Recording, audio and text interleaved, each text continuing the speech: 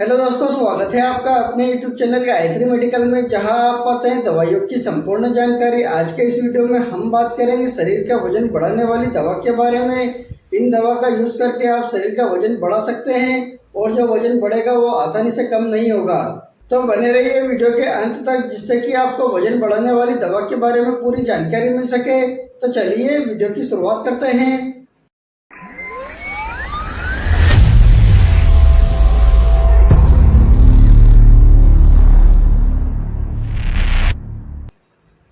शरीर का वजन बढ़ाना ना सिर्फ आपकी डाइट पर डिपेंड करता है, बल्कि आपकी डेली रूटीन तथा आपके शरीर में कितनी मात्रा में विटामिन है, मिनरल्स है, प्रोटीन्स है, कार्बोहाइड्रेट्स की मात्रा है और आपके शरीर का डाइजेशन कैसा है, इन सभी पर डिपेंड होता है। इसी कारण से जो शरीर में वजन बढ़ाने वाली जो दवाइयाँ हैं वो सभी मरीजों में अलग अलग दी जाती है। लेकिन कुछ दवाइयाँ ऐसी है जो सभी मरीजों में दी जाती है और ये जो दवाइयाँ हैं मुख्य रूप से वजन बढ़ाने के लिए रिस्पॉन्सिबल होती है। वजन बढ़ाने के लिए जो दवाइयाँ यूज़ की जाती है वो है आयरन टेबलेट, कैल्शियम की टेबलेट, मल्टीविटामिन की टेबलेट, डाइजेस्टिव एंजाइम सिरप तथा भूख बढ़ाने वाली सिरप। ये सभी दवाइयाँ इसमें यूज़ की जाती है।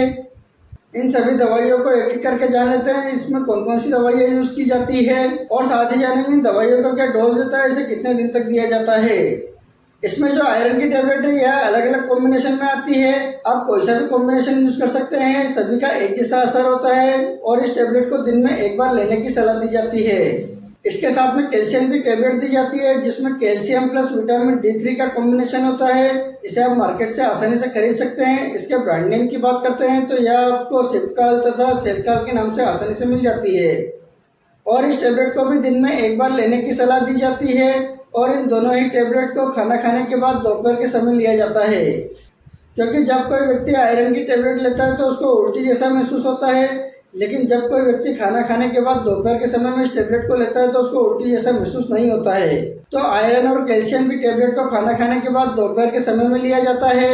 इसके साथ में मल्टीविटामिन टेबलेट या कैप्सूल भी दिया जाता है। इसके ब्रांड नेम की बात करें तो यह आपको जिंकोविट, A2Z तथा न्यूरोकाइन गोल्ड के नाम से आपको मार्केट में आसानी से मिल जाता है और इन तीनों में से एक टेबलेट दी जाती है और इसे भी दिन में एक बार दिया जाता है, जिससे कि शरीर में विटामिन की कमी को दूर किया जा सकता है।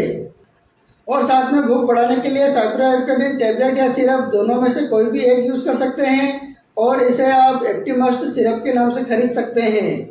और इस सिरप को खाना खाने के पहले 10 ml सुबह और 10 ml शाम को दोनों समय में लिया जाता है। और यदि आप टेबलेट लेते हैं तो आप पेक्टिन के नाम से इसे खरीद सकते हैं और इस टेबलेट को भी खाना खाने के पहले एक टेबलेट सुबह और एक टेबलेट शाम को दी जाती है।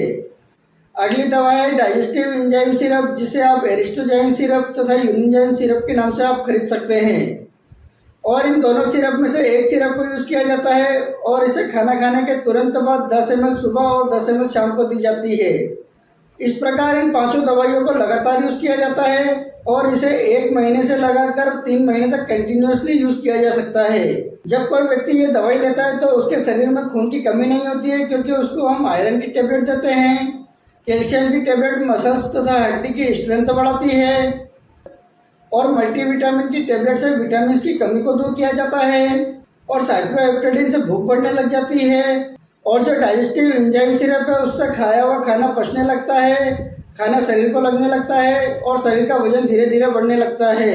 इस प्रकार प्रॉपरली वजन बढ़ाने के लिए व्यक्ति को यह ट्रीटमेंट दिया जाता है और जब व्यक्ति का वजन बढ़ जाता है तो इतनी आसानी से यह वजन कम नहीं होता है। यहाँ पर मैंने आपको पूरी डिटेल में तथा आसान भाषा में समझाने की कोशिश की है कि डॉक्टर द्वारा वजन बढ़ाने के लिए कौन कौन सी टेबलेट दी जाती है और कौन कौन सी दवाइयाँ दी जाती है। यहाँ पर एक बात का ध्यान रखें, यदि आपको इन दवाइयों से किसी भी प्रकार का कोई साइड इफेक्ट होता है तो आप इन दवाइयों को लेना बंद करें और अपने डॉक्टर से कंसल्ट करें।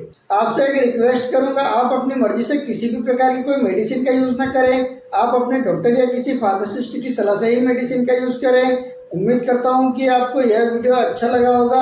अगर वीडियो अच्छा लगे तो वीडियो को लाइक करें, शेयर करें, सब्सक्राइब करें, जिससे कि और भी लोगों को जानकारी मिल सके। जय हिंद, जय भारत।